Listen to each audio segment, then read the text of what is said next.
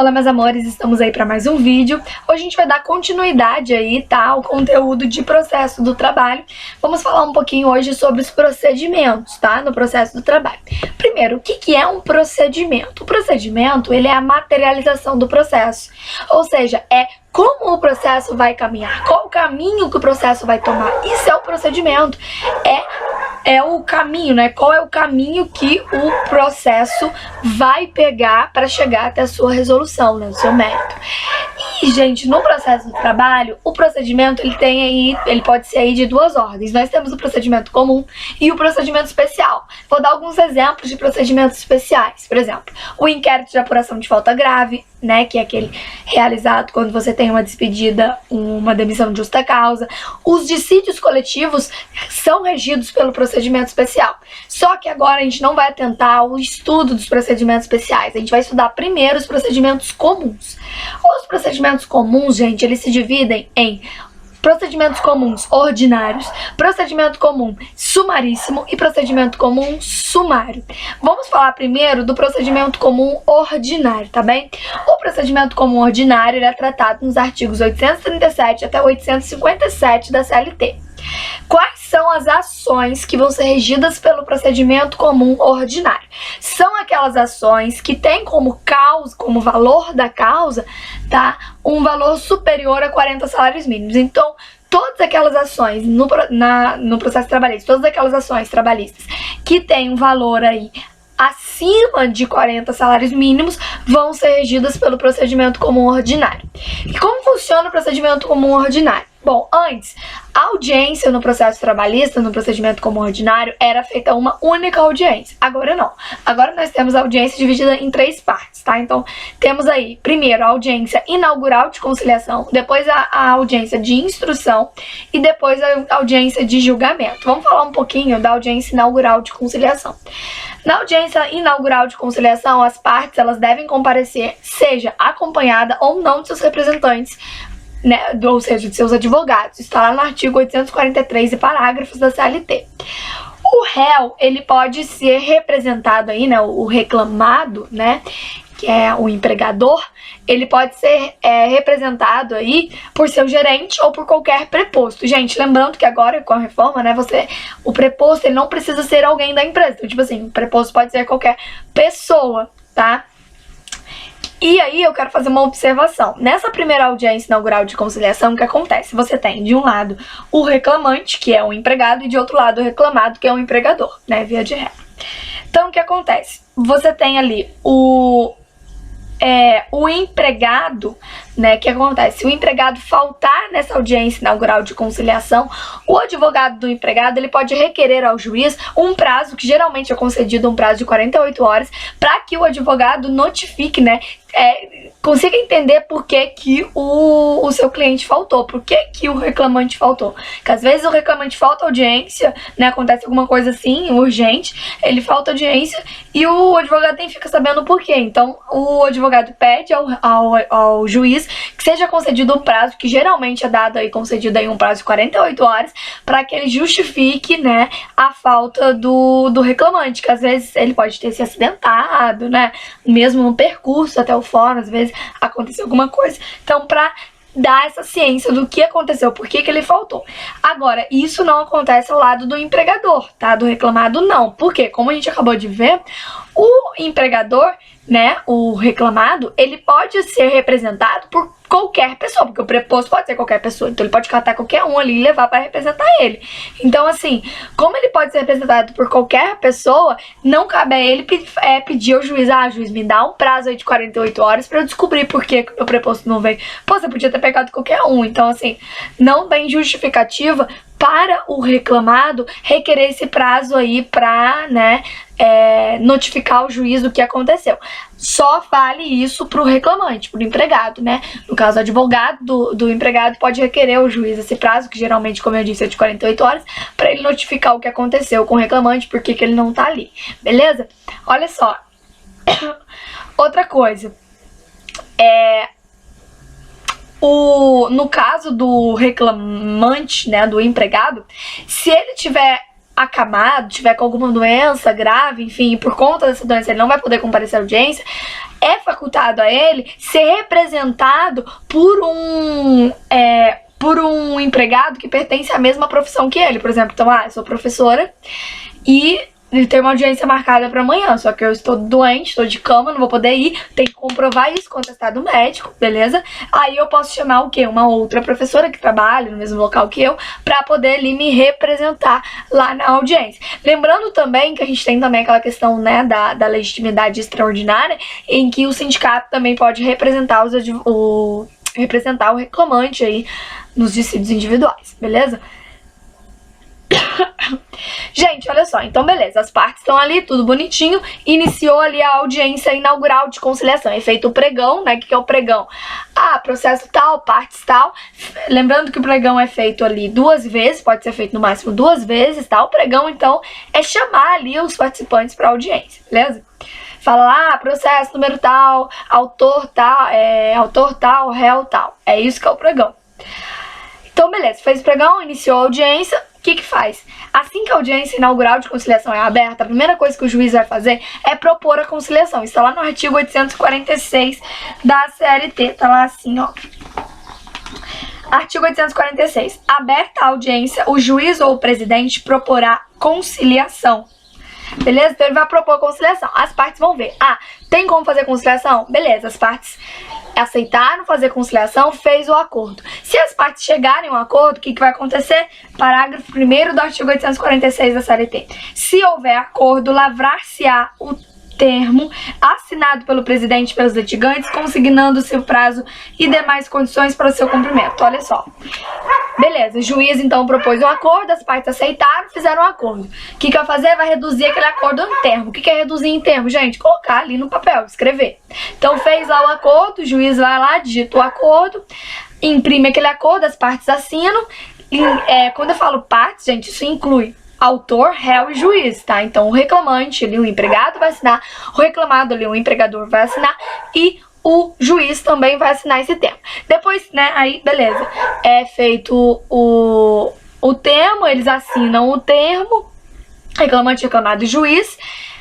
E beleza, como disse, é dado prazo ali para o cumprimento daquele termo, daquele acordo. Então o juiz também vai fixar um prazo, né, para as partes cumprirem com o combinado ali no acordo, beleza? Agora, se o juiz iniciou a audiência inaugural de conciliação, o juiz propõe conciliação, as partes não querem conciliar, as partes estão irredutíveis, eles não querem conciliar, o que acontece? Não teve acordo? Beleza, o juiz então vai passar para a leitura da petição inicial. Lê a petição inicial, depois que lê a petição inicial é dado 20 minutos para o réu apresentar a defesa. Só que assim, na prática, gente, o réu acaba não apresentando a defesa oralmente, às vezes o réu já traz ali, né, a contestação lá, beleza, já traz pronta, traz por escrito. Então, na prática, a defesa do réu é escrita, tá? E aí, desde logo, aquele dia ali da audiência mesmo, o juiz já dá ciência ao autor, olha só, o réu apresentou defesa, você tem 10 dias aí pra impugnar essa defesa, beleza? Né, por réplica, enfim, então lê a petição, dá 20 minutos, mas como eu disse, na prática é feita por escrita a defesa pelo réu, o juiz já dá ciência ali naquela audiência mesmo ao autor, e o autor geralmente tem 10 dias para impugnar aquela contestação ali, aquela defesa, beleza? E aí, gente, no fim dessa audiência aí inaugural de conciliação, o juiz já intima as partes para audiência de instrução. Então, olha só, acabou a audiência de conciliação, já estão intimadas para a audiência de instrução, já é dada ali para eles a data da audiência de instrução, já ficam intimados, beleza? Então, isso foi a audiência inaugural de conciliação. Agora a gente passa para a análise da audiência de instrução. Olha só, na audiência de instrução, as partes elas devem comparecer sob pena de confissão quanto à matéria de fato. Lembra que eu falei que lá na primeira audiência, o advogado do reclamante pode requerer um prazo para o juiz para ele notificar a falta do reclamante. Aqui na audiência de instrução, não. Na audiência de instrução, se as partes não comparecem, elas vão ficar sob pena de quê? De revelia. E aí os fatos, a matéria de fato que foi colocada no processo vai ficar sob pena de confissão, ou seja, vai meio que ser considerada como verdade, beleza? Na audiência de instrução, eles vão prestar os depoimentos deles, tá? Na audiência de instrução, o que nós temos? Nós temos a construção probatória. É na audiência de instrução que nós vamos construir as provas, beleza? Então, olha só, gente, aí na audiência de instrução, pra promover, né, em homenagem ao princípio da concentração dos atos processuais, então aqui na audiência de instrução, a gente vai aplicar o princípio da concentração dos atos processuais. Como assim? A gente vai ouvir os depoimentos da parte, vai ouvir o que o reclamado tem para dizer, o que o reclamante tem para dizer, e vamos ouvir também as testemunhas. Então, aqui também vai ser gerada a prova testemunhal. As partes podem requerer também a produção de prova pericial. E a prova pericial, se ela for deferida pelo juiz, o processo geralmente vai ficar suspenso para que os peritos trabalhem, para que seja feita a conclusão dos trabalhos do perito, beleza? Olha só. No fim da audiência de instrução, o que vai acontecer? No fim da audiência de instrução, as partes, cada uma das partes, o reclamante e o reclamado, vão ter cada um 10 minutos para fazer suas alegações finais. O que é uma alegação final, gente? A alegação final, ela serve para duas coisas. Ou para arguição e alegação de nulidade, onde as partes vão alegar ou arguir alguma nulidade, ou para o convencimento do juiz. Como assim para convencimento do juiz? É quando você vai condensar tudo que você falou. É quando você vai destacar algumas coisinhas ali para o juiz, beleza? Vai destacar alguns fatos para deixar fresco na memória do juiz, que você acha que pode ser fundamental para o convencimento. Por quê? Você já teve a audiência de inaugural de conciliação, você já teve a audiência de instrução. Então, no final da audiência de instrução, há a oportunidade para você resgatar o que já foi dito até ali, para você condensar, resumir tudo que já foi dito até ali, para deixar fresco na memória do juiz alguma coisa, alguma informação que você acha que é relevante para a construção do convencimento do juiz. É para isso que servem as alegações finais, beleza? Você tem 10 minutos para fazer as alegações finais. Depois que são feitas as alegações finais, o juiz vai renovar a proposta de conciliação. Está no artigo 850 da CLT. O juiz vai dizer, olha só, tem possibilidade de fazer uma conciliação agora ou a gente vai ter que ir para o julgamento? Então tá lá, artigo 850 CLT, ó. Terminada a instrução, poderão as partes aduzir razões finais em prazo não excedente de 10 minutos para cada uma. Em seguida, o juiz ou o presidente renovará a proposta de conciliação. E não se realizando essa, será proferida a decisão. Então olha só, o que acontece? O juiz vai renovar a proposta de conciliação. Olha só, tem como a gente fazer uma conciliação ou a gente vai ter que passar pro julgamento? Aí as partes dizem, olha, não dá pra fazer conciliação, não queremos fazer acordo. Beleza, se não for feito acordo, o que o juiz vai fazer? O juiz vai designar uma data para audiência de julgamento, beleza? Ele vai designar uma data para ser feita a audiência de julgamento. E então a gente passa para análise da audiência de julgamento. Gente, a audiência de julgamento, na verdade, ela quase nunca é uma audiência, né? Jamais ocorre. Por quê? Porque assim, o juiz fixa um prazo ali de uma data de fazer audiência de julgamento, mas ela não é bem uma audiência, ela é a leitura de sentença, ela é, na verdade, em resumo, seria dar ciência para as partes daquela sentença. Na prática, ela se trata mais de um prazo fixado pelo juiz para ele publicar a sentença do que uma audiência. Então, as partes elas ficam intimadas ali no final da audiência de instrução.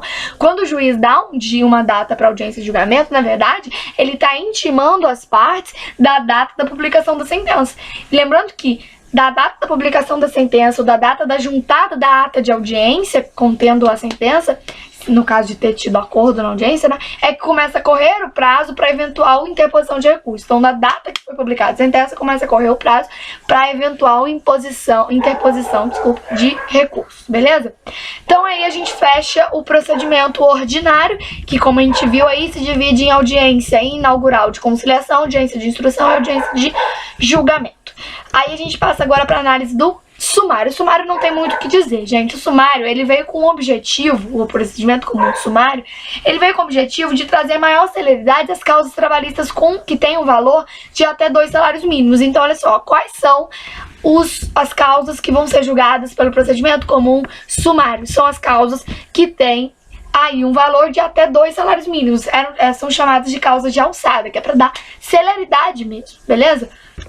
Depois nós temos o procedimento comum sumaríssimo. O procedimento comum sumaríssimo, gente, ele é regido pela Lei 9.957 de 2000, que veio alterando os artigos 850 852-E2A até o 852-I da CLT. Quais são as causas trabalhistas que vão ser julgadas pelo procedimento comum sumaríssimo? São as causas que vão de 0 até 40 salários mínimos. Observa-se então que o procedimento sumaríssimo, ele engoliu o sumário, porque o sumário vai de até 2 salários mínimos, e o sumaríssimo vai de 0 a 40 salários mínimos, mas isso não quer dizer que o procedimento sumaríssimo veio derrogando, veio acabando com o procedimento sumário. Não, o procedimento sumário ainda existe, só não é muito usado, mas enfim, existe. Beleza? Mas voltando aqui, procedimento comum sumaríssimo, então, ele vai das causas que tem valor de 0 até 40 salários mínimos, porque mais de 40 salários mínimos, como a gente viu, aí já passa o procedimento comum ordinário, beleza? Então até 40 salários mínimos. Uma peculiaridade do sumaríssimo, a diferença entre o sumaríssimo e o ordinário, é que a gente viu que o ordinário, a gente tem 3 audiências: inaugural, de conciliação, instrução e julgamento. No procedimento sumaríssimo, nós temos apenas uma audiência, é uma audiência una, tá bem? Então no procedimento sumaríssimo, nós temos uma audiência que é una, é uma audiência só, beleza? E aí, como eu disse, o procedimento sumaríssimo, ele não extinguiu o procedimento sumário, tá? Mas é pouco usado, como eu já disse, né? Uma questão interessante é que o legislador, ele excluiu expressamente, tá na letra da lei, tá no artigo, tá? Ele excluiu expressamente a incidência do procedimento sumaríssimo nas causas em que você tem como partes, tá? Pessoas jurídicas de direito público em geral, ou seja, os órgãos de administração direta, autárquica ou fundacional, e também os demais entes da administração indireta, ou seja, empresas públicas, sociedades de economia mista, enfim. Isso está onde? Está no artigo 852-A da CLT, tá? 852-A. Os dissídios individuais cujo valor não exceda 40 vezes o salário mínimo vigente na data do ajuizamento da reclamação ficam submetidos ao procedimento sumaríssimo. Parágrafo único. Estão excluídas do procedimento sumaríssimo as demandas em que é parte a administração pública direta, autárquica e fundacional. Beleza? Então, quando figurarem como partes no processo administração pública direta, autárquica e fundacional, não será regido pelo procedimento sumaríssimo, aí vai ser pro ordinário, tá bem? Outra observação que a gente pode fazer quanto ao procedimento sumaríssimo é que a apreciação da ação submetida ao procedimento sumaríssimo, ela vai correr aí, ela deve correr no prazo de 15 dias do seu ajuizamento. Então, foi ajuizada hoje, tem 15 dias para correr aí a apreciação da ação submetida ao procedimento sumaríssimo. Então, é mais célere, né? Inclusive, o procedimento sumaríssimo, ele pode constar em pauta especial se for necessário, de acordo aí, né, como tá a movimentação do judiciário daquela vara de trabalho. Isso está lá no artigo 852-B, inciso 3. Ó, inciso 3. A apreciação da reclamação deverá ocorrer no prazo máximo de 15 dias do seu ajuizamento, podendo constar em pauta especial, se necessário, de acordo com o movimento judiciário da Junta de Conciliação e Julgamento. Gente, uma observação que eu quero fazer aqui para ajudar vocês também. Sempre que estiverem fazendo a leitura da CLT e vocês se depararem com essa expressão, Junta de Conciliação e Julgamento, risca e lê vara de trabalho, tá? Porque fizeram uma reforma e ao invés de modificar esse negócio que já tinha sido mudado há muito tempo, não, deixou esse negócio aqui. Então, sempre que você lê Junta de Conciliação e Julgamento, tá falando de vara de trabalho, tá? Fique atento a isso. Beleza, voltando aqui. Como eu já disse, os processos que estão sujeitos ao rito sumaríssimo, eles vão ser instruídos e julgados em uma audiência única. Então, diferente do procedimento ordinário que você tem audiência inicial de conciliação, audiência de instrumento, audiência de julgamento, aqui a gente tem uma audiência só, que é a audiência de instrução e julgamento, onde vão ser produzidas as provas e já vai ser julgado a causa, beleza? Só que há uma exceção, tá? Há uma exceção.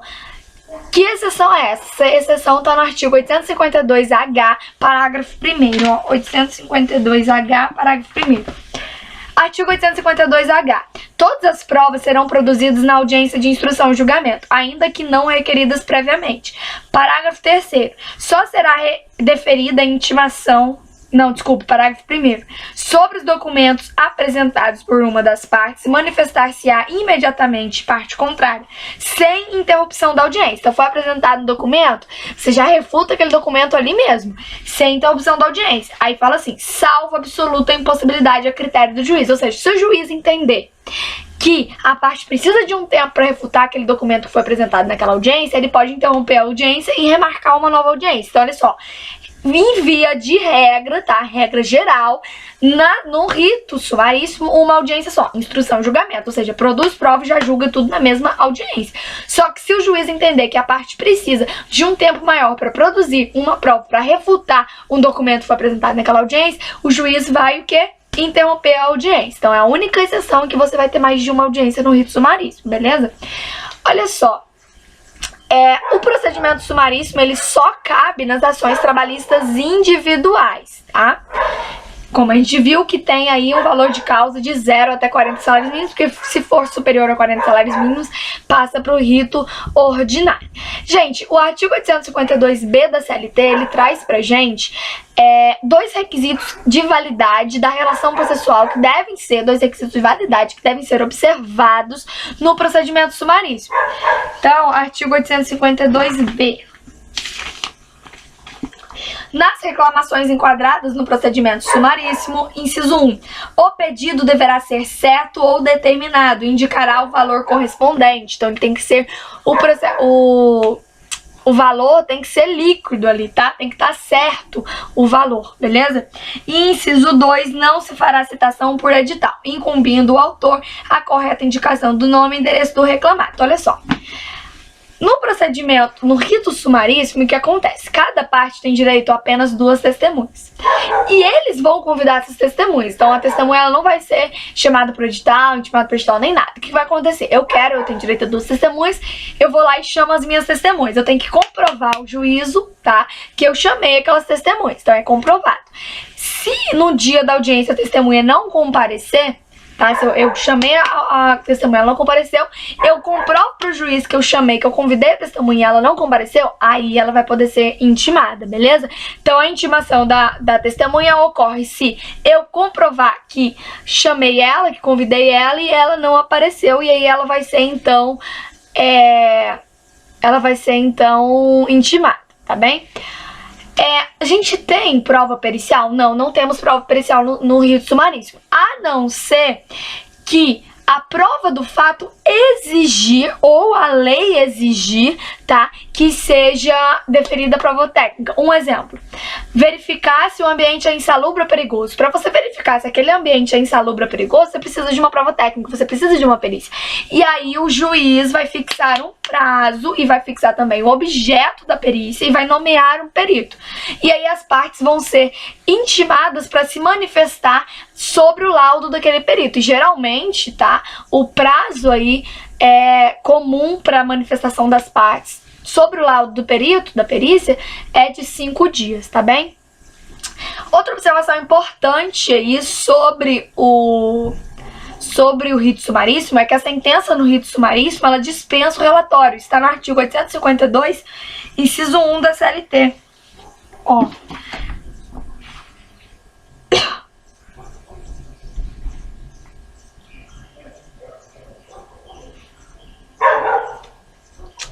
Enfim, você dá uma olhada lá. O artigo 852, inciso 1 da CLT vai falar, né, vai demonstrar que as sentenças do rito sumaríssimo, elas dispensam o relatório, tá bem? Gente, cabe embargos de declaração no procedimento sumaríssimo, inclusive embargo de declaração com efeito modificativo, tá? Quando houver omissão ou contradição na sentença. Isso está lá no artigo 897-A da CLT. E também cabe recurso ordinário, tá? No artigo 895, inciso 1 da CLT, tá? Mas, quanto ao recurso de revista, aí já é mais restritivo. Então, gente, olha só, a gente fechou por aqui, tá? O estudo do procedimento comum aí, tá bem? Lembrando aí que ele se divide, então, em rito ordinário, sumário e sumaríssimo, tá bem? Então, fechamos aqui esse vídeo. Até o próximo vídeo, espero que tenha sido esclarecedor, espero que possa ter ajudado vocês, desculpa essa voz aqui, mas os comentários estão aí, tá? Se quiserem acrescentar algo ou tirar alguma dúvida, enfim, a gente aprende junto. Na descrição do vídeo deixar também meu e-mail e redes sociais, se quiserem entrar em contato. E é isso aí, até o próximo vídeo.